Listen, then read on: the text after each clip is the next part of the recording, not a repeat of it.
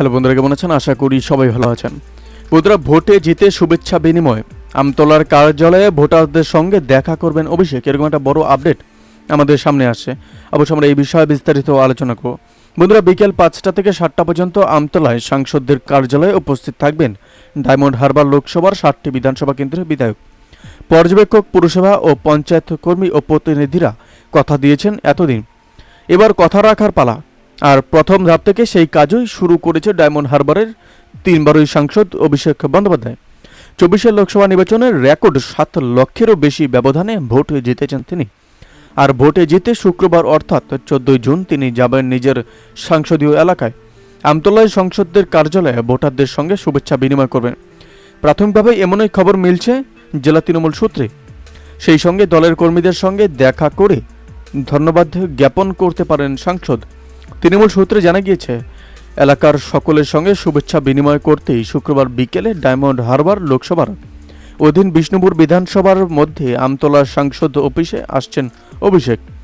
উপস্থিত থাকবেন ডায়মন্ড হারবার লোকসভা 7টি বিধানসভা কেন্দ্রের বিধায়ক, পর্যবেক্ষক, পুরসভা এবং পঞ্চায়েতের কর্মী এবং প্রতিনিধিরা। আগামী দিনগুলিতে দলীয় কর্মী ও নেতৃত্বকে সাধারণ মানুষের জন্য প্রয়োজনীয় কাজ করার নির্দেশ তিনি দিতে পারেন।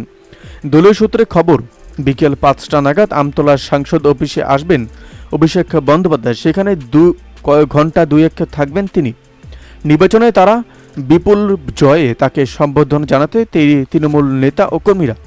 ভোটের প্রচারে ডায়মন্ড হারবারে গিয়ে অভিষেক ভোটারদের উদ্দেশ্যে বলেছিলেন, আমি আপনাদের ঘরের ছেলে, ভোট চাইতে নয় আশীর্বাদ নিতে এসেছে।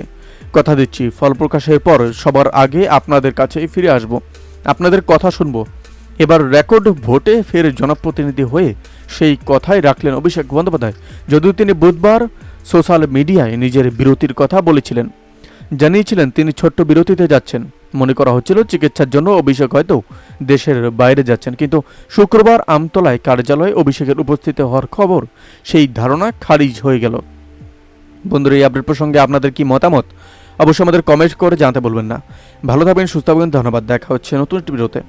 আপনি কোথা থেকে দেখছেন এই ভিডিওটিকে অবশ্যই আমাদের কমেন্ট করে জানাতে বলবেন না।